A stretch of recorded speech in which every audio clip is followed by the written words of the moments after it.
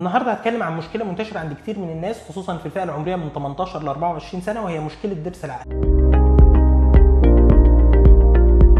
يا ترى هو ليه بيحصل لنا مشاكل من ضرس العقل؟ خلينا نكون متفقين ان ضرس العقل هو اخر ضرس بيظهر في الفم، وسموه بضرس العقل لانه بيظهر مع سن الرشد، وكذلك بيظهر لينا منه 4 ضروس، واحد في كل ناحيه، واحيانا في منهم ضرس ما يكونش موجود اصلا. وعشان هو اخر ضرس بيظهر فاحيانا ما بيلاقيش مكان يطلع فيه، وبيكون مزنوق في الفك، وبالتالي بيعمل لنا كذا مشكله في كذا صوره. اول صوره من مشاكل ضرس العقل ان ضرس العقل يطلع بس يكون فيه لحميه فوقيه، وللاسف المنطقه دي بتجمع بقايا طعام. عشان كده دايما ننصح الناس ان هو يستخدم الفرشه كويس جدا عشان يمنع اي بقايا طعام تتجمع في المنطقه دي، لان لو حصل كده بيعمل التهاب في اللثه او في اللحميه دي، ويعمل حاجه اسمها بريكورونايتس، ودي بتكون مؤلمه جدا. وبالتالي بننصحه ان هو يستخدم مضمضه عشان نمنع اي بكتيريا او اي خراج يتكون في المكان ده، والافضل ان هو يزور طبيب الاسنان عشان يشيل اللحميه دي بالليزر او باجراء جراحي بسيط.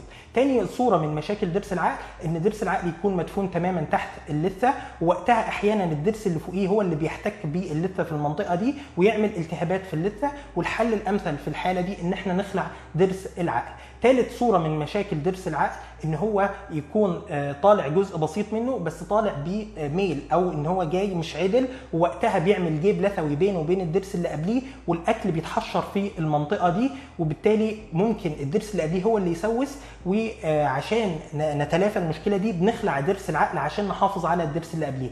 اخر صوره من مشاكل ضرس العقل اللي ممكن تظهر لنا ان هو يكون مدفون تماما تحت اللثه وجوه العظم، واحيانا ده ما بيعملش اي مشاكل وما بيحتاجش اي تدخل، بس بشرط ان احنا نعمل كشف دوري عند طبيب الاسنان ونعمل اشعه عشان نتلافى اي تكيس، لان هو ممكن يحصل تكيس حوالين ضرس العقل، ووقتها لازم نتدخل بسرعه ونخلعه، او ان هو يضغط على العصب الفكي ويعمل لي مشاكل في مفصل الفك. في كل الحالات دي لازم نتدخل ونخلعه بسرعه. اما لو مش عامل اي مشاكل وبنراقبه ومفيش منه اي مشكله جديده ظهرت، وقتها ممكن نسيبه من غير اي تدخل.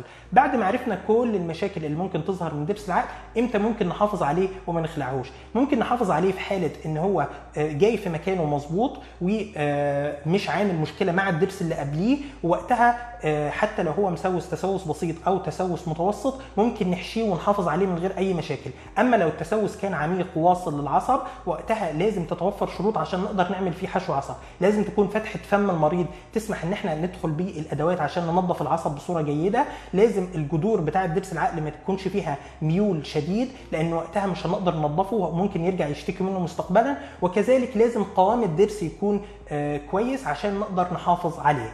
بعد ما عرفنا كل المشاكل وامتى ممكن نحافظ عليه او امتى ممكن نخلعه، مش كل ضرس عقل لازم نخلعه، ولا كل ضرس عقل ينفع نحافظ عليه. كل ده بيعتمد على حسب وضعه جوه الفك عامل ازاي.